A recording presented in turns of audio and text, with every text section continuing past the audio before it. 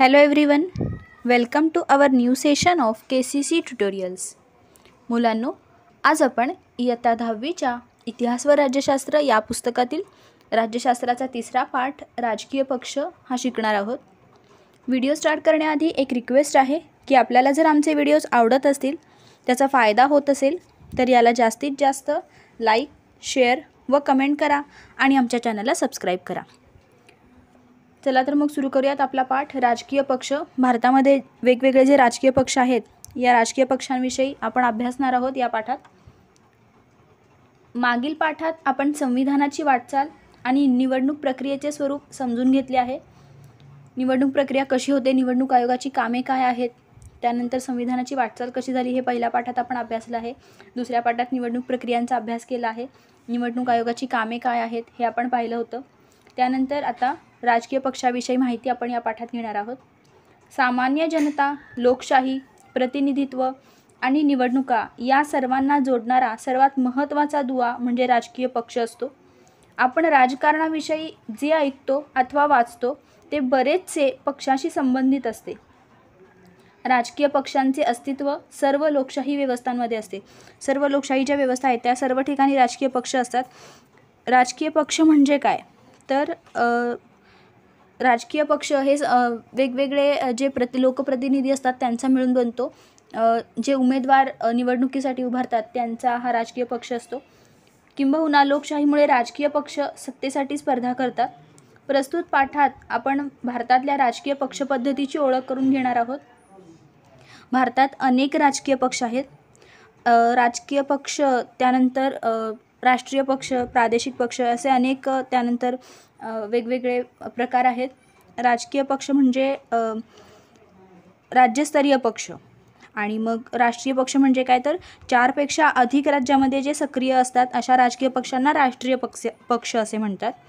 काही राजकीय पक्ष हे विशिष्ट राज्यापुरतेच असतात, मग त्यांना राज्यस्तरीय पक्ष असे सुद्धा म्हणतात किंवा प्रादेशिक पक्ष असे म्हणतात.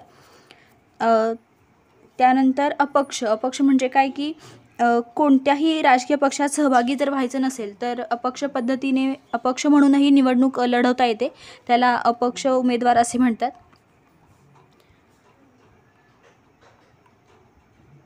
पुढे आपण पाहूयात. तुमच्या शाळेत आणि परिसरात तुम्ही अनेक गट, संस्था अथवा संघटना कोणत्या तरी कामाचा पाठपुरावा करताना पाहिले असतील. सार्वजनिक प्रश्न सोडवण्यासाठी एखादी संघटनाही पुढाकार घेते.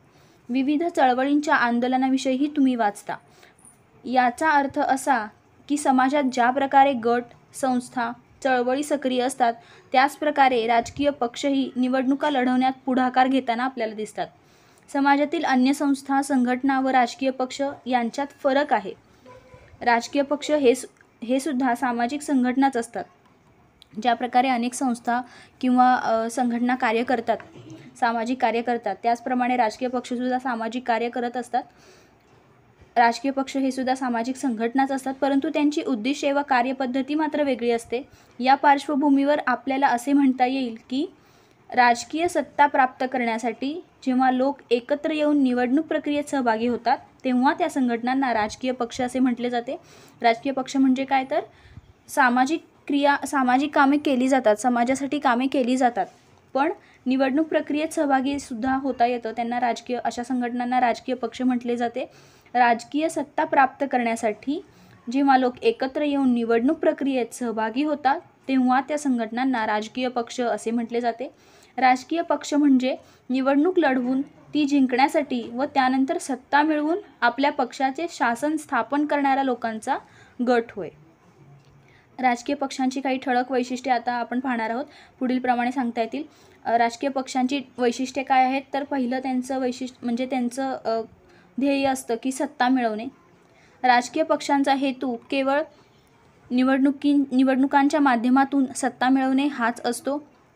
त्यामुळे सत्तेसाठी विविध राजकीय पक्ष परस्परांशी सतत स्पर्धा करत असतात.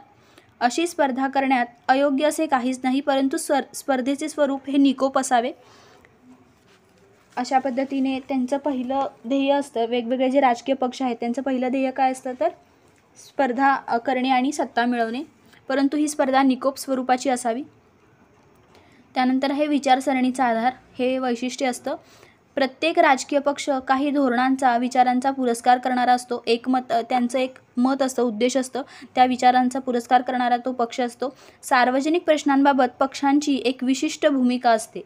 या सर्वांच्या समावेशातून पक्षाची विचारसरणी तयार होते आणि ही विचारसरणी ज्यांना ज्यांना योग्य वाटते ते लोक त्या पक्षाला पाठिंबा देतात आणि त्या पक्षामध्ये समाविष्ट होतात. पक्षाला लोकांचा जो पाठिंबा मिळतो त्याला त्या पक्षाचा जनाधार असेही म्हटले जाते. जनतेचा आधार, जनाधार असे म्हणतात.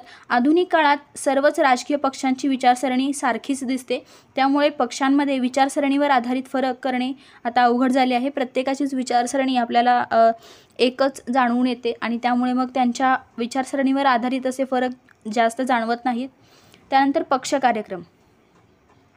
विचारसरणी प्रत्यक्षात आणण्यासाठी राजकीय पक्ष त्यावर आधारित कार्यक्रम निश्चित करतात. सत्ता मिळाली की या कार्यक्रमांची अंमलबजावणी केली जाते. सत्ता नाही मिळाली तरी कार्यक्रमांच्या आधारे लोकांचा पाठिंबा मिळवण्याचा प्रयत्न राजकीय पक्ष करत असतात. वेगवेगळी कार्ये, सामाजिक कार्ये, लोकोपयोगी कामे ते करत असतात. वेगवेगळ्या पक्ष कार्यक्रमांची तिथे अंमलबजावणी होत असते, जेणेकरून पुढच्या वेळेस जेव्हा निवडणुका होतील तेव्हा या सगळ्या गोष्टींचा त्यांना तिथे फायदा व्हावा म्हणून या सगळ्या लोकांचा पाठिंबा मिळवण्यासाठी या सगळ्या गोष्टी केल्या जातात. अनेक राजकीय पक्ष हे पक्ष कार्यक्रम करत असतात. त्यानंतर त्यांचा मुख्य उद्देश असतो सरकार स्थापन करणे. राजकीय पक्ष सरकार स्थापन करतात आणि देशाचा राज्यकारभार करतात. अर्थात हे कार्य निवडणुकीत बहुमत मिळवणाऱ्या पक्षाचे असते. ज्या पक्षाला निवडणुकींमध्ये बहुमत मिळालं आहे, बहुमत म्हणजे सगळ्यात जास्त मत मिळालं आहे, त्या पक्षाचं सरकार स्थापन होतं. ज्या पक्षांना बहुमत मिळत नाही ते पक्ष विरोधी पक्ष म्हणून कार्य करतात. विरोधी पक्षाचं काय काम असतं तर सत्तेवरती जो पक्ष आहे, सत्ताधारी जो पक्ष आहे त्या पक्षाच्या कामावरती लक्ष देणं, त्यांच्या जर काही चुका होत असतील तर त्या लोकसभेमध्ये किंवा राज्यसभेमध्ये, विधानसभेमध्ये मांडणं हे काम असतं विरोधी पक्षाचं. त्यानंतर शासन व जनता यांच्यातील दुवा म्हणजे राजकीय पक्ष असतात. राजकीय पक्ष शासन आणि जनता यांच्यातील दुवा म्हणून काम करतात.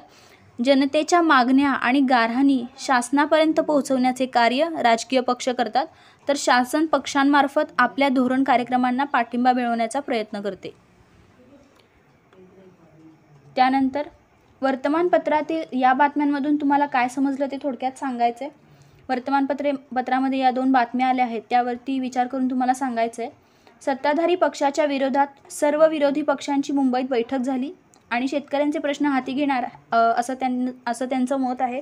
यावरती तुम्हाला काय वाटतं तर हे तुम्हाला सांगायचं आहे. शेतकऱ्यांच्या प्रश्नाबाबत जेव्हा विरोधी पक्ष एकत्र आले तर त्यावरून आपल्याला असं कळतं की विरोधी पक्ष जागृत आहे शेतकऱ्यांच्या प्रश्नांबाबत. मतभेद विसरून ते सर्व एकत्र आले आहेत आणि शेतकऱ्यांबाबत ते विचार करत आहेत. त्यानंतर सत्ताधारी पक्षाने ग्रामीण भागात संवाद यात्रांचे आयोजन केलं. जेव्हा संवाद यात्रा आयोजित करतात तर त्या कशासाठी केल्या जातात? लोकांच्या समस्या सोडवण्यासाठी, ग्रामीण भागातील लोकांच्या ज्या समस्या आहेत त्या समजून घेण्यासाठी, तसेच सरकारच्या ग्रामीण भागाच्या विकासासाठी ज्या योजना राबवल्या जातात त्यांची माहिती लोकांना कळावी, पोहोचावी म्हणून या यात्रा आयोजित केल्या जातात. अशा पद्धतीने सत्ताधारी पक्षाने जर संवाद यात्रांचं आयोजन केलं तर ते उत्तमच काम आहे. समजा तुम्ही विरोधी पक्षनेते आहात आणि आरोग्य क्षेत्रात सरकारने चांगली कामगिरी केली नाही हे तुमच्या पक्षाच्या नजरेत आले तर तुम्ही विरोधी पक्षनेता म्हणून काय कराल? विरोधी पक्षनेत्याचं काम असतं की जेव्हा सत्ताधारी पक्षाकडून काही चुका होतात किंवा काही वेगळ्या पद्धतीने कामे केली जातात तर त्यावर बोलणं, त्यावर भाष्य करणं हे विरोधी पक्षाचं काम असतं. सरकारला याबाबत प्रश्न विचारता येतील, सरकारच्या कामातील दुर्लक्ष या गोष्टीतून दाखवता येईल आणि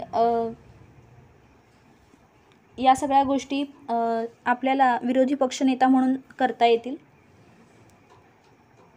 त्यानंतर पुढे आपण पाहणार आहोत विचार करा आणि लिहा. महात्मा गांधी, विनोबा भावे आणि जयप्रकाश नारायण यांनी पक्षविरहित लोकशाहीची स्थापना मांडली. आधुनिक काळात अशी लोकशाही आणायची असेल तर काय करावे लागेल?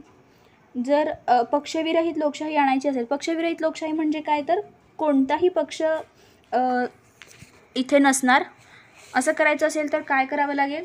भारतातील सर्व राजकीय पक्षांना कायद्याने बंदी करावी लागेल आणि यात लोकांना सहभागी करून लोकसमित्या स्थापन कराव्या लागतील.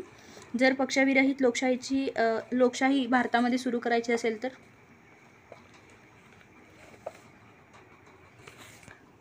त्यानंतर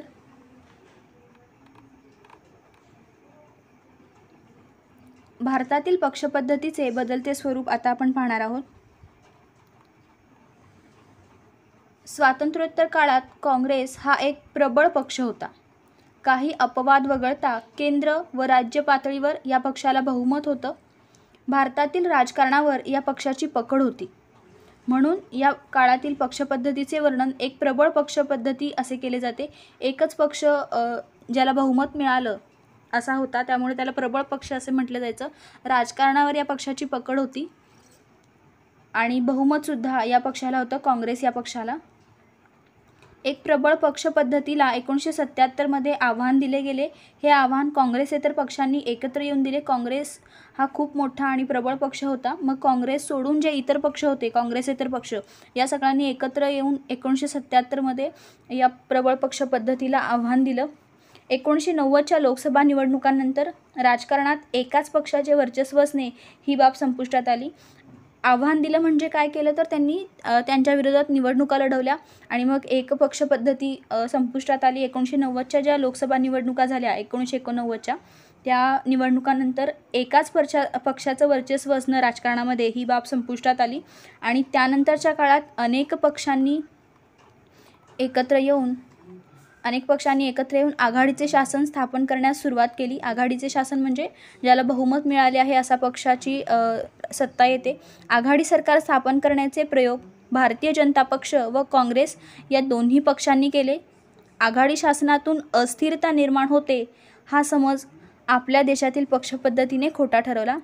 आघाडीचे शासन ही बाब आता भारताच्या राजकीय व्यवस्थेत स्थिरावली आहे. म्हणजे आतासुद्धा आघाडीचे शासन हीच पद्धत वापरली जाते. माहीत आहे का तुम्हाला, एकाच राजकीय पक्षाच्या हाती सत्ता दीर्घकाळ राहिल्यास व अन्य कोणतेच पक्ष राजकारणात प्रभावी नसल्यास त्या पक्षपद्धतीला एकपक्ष पद्धती असे म्हणतात. एकपक्ष पद्धती म्हणजे काय? एकाच राजकीय पक्षाच्या हाती सत्ता राहणे, त्याला एकपक्ष पद्धती असे म्हणतात. त्यानंतर राजकारणात 2 राजकीय पक्ष प्रभावी असतात आणि आलटून पालटून या 2 राजकीय पक्षांच्या हाती सत्ता जाते, तेव्हा ही शासन पद्धती द्विपक्ष पद्धती म्हणून ओळखली जाते. 2 पक्ष म्हणजेच द्विपक्ष पद्धती अशी ओळखली जाते. त्यानंतर बहुपक्ष पद्धती. अनेक राजकीय पक्ष सत्तेच्या स्पर्धेत असतात आणि सर्वांचा कमी अधिक प्रमाणात राजकीय प्रभाव असतो. कोणाला बहुमत असतं, कोणाला कमी जास्त मतं असतात आणि मग अशी पद्धती जेव्हा येते तेव्हा त्याला बहुपक्ष पद्धती म्हणून ओळखली जाते.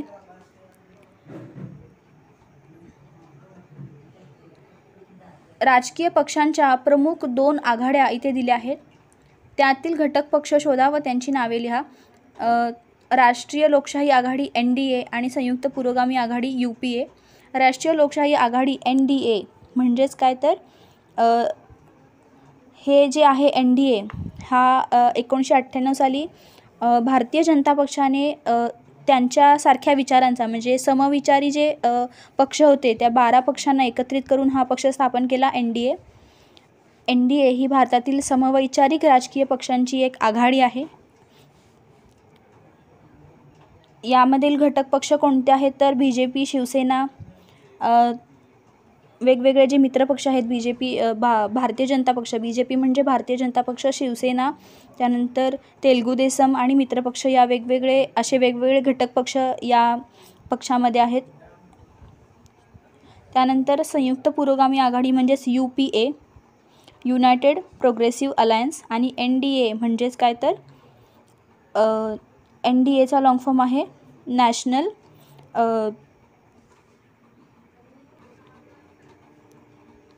राष्ट्रीय लोकशाही आघाडी NDA म्हणजे काय तर नॅशनल डेमोक्रेटिक अलायन्स, आणि UPA म्हणजे काय तर युनायटेड प्रोग्रेसिव्ह अलायन्स.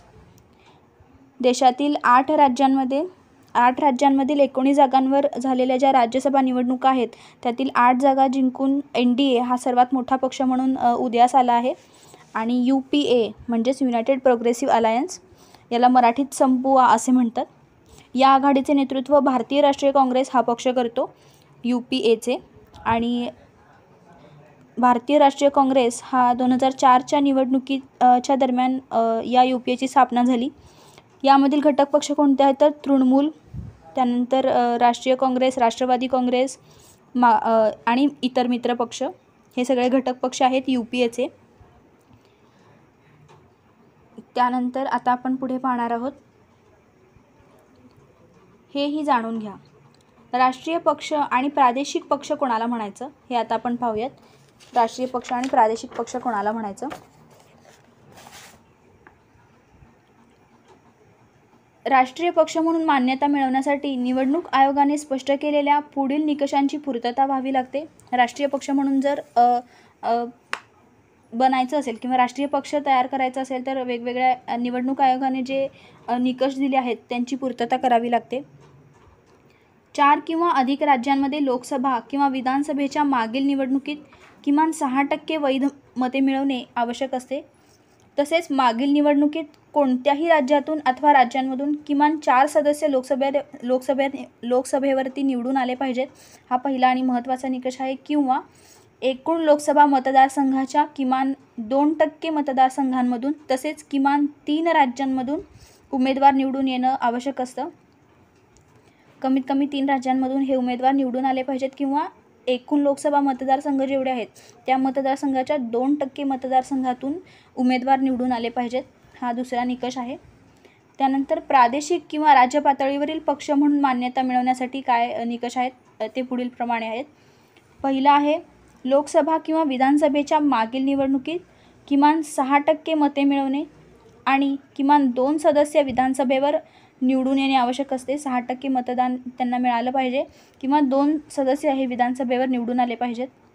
किंवा विधानसभेच्या एकूण सदस्य संख्येच्या किमान 3% जागा किंवा किमान 3 जागा प्राप्त करणे आवश्यक असते राज्य पातळीवरील किंवा प्रादेशिक पक्ष म्हणून मान्यता मिळवण्यासाठी. त्यानंतर आता भारतातील काही प्रमुख राजकीय पक्षांची आपण ओळख करून घेऊ.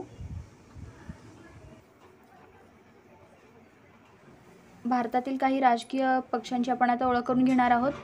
भारतामध्ये अनेक वेगवेगळे जे राष्ट्रीय पक्ष आहेत, अनेक राष्ट्रीय पक्ष भारतामध्ये निवडणूक लढवत असतात. भारतीय राष्ट्रीय काँग्रेस, भारतीय कम्युनिस्ट पक्ष, त्यानंतर भारतीय जनता पक्ष, भारतीय कम्युनिस्ट पक्ष जो मार्क्सवादी विचारांचा आहे, त्यानंतर आहे बहुजन समाज पक्ष आणि राष्ट्रवादी काँग्रेस पक्ष आणि तृणमूल काँग्रेस. मग या सगळ्या राष्ट्रीय पक्षांची माहिती आपण डिटेलमध्ये पुढील व्हिडिओमध्ये अभ्यासणार आहोत की हे सगळे राष्ट्रीय पक्ष काय आहेत आणि यांची उद्दिष्टे आणि ध्येये काय आहेत आणि या पक्षांनी वेगवेगळ्या निवडणुकांमध्ये मागील ज्या निवडणुका झाल्या त्या निवडणुकांमध्ये या पक्षांना किती जागा मिळाल्या, या सगळ्या गोष्टी आपण पुढील व्हिडिओमध्ये अभ्यासणार आहोत. इथंपर्यंत हा व्हिडिओ संपलेला आहे. इथंपर्यंतचा भाग आपण या व्हिडिओमध्ये पाहिला. आत्तापर्यंत आपण पाहिलं की राजकीय पक्ष म्हणजे काय, त्यानंतर या सगळ्या राजकीय पक्षांची उद्दिष्टे काय असतात हे आपण पाहिलं. राजकीय पक्ष आणि त्या पक्षपद्धतीचं जे भारतातलं बदलतं स्वरूप आहे हे सुद्धा आपण या व्हिडिओमध्ये पाहिलं. अशा पद्धतीने हा भाग इथे संपलेला आहे. आपल्याला जर हा व्हिडिओ आवडला असेल तर याला जास्तीत जास्त लाईक, शेअर व कमेंट करा आणि आमच्या चॅनलला सबस्क्राईब करा. And thank you for watching our videos. Good bye.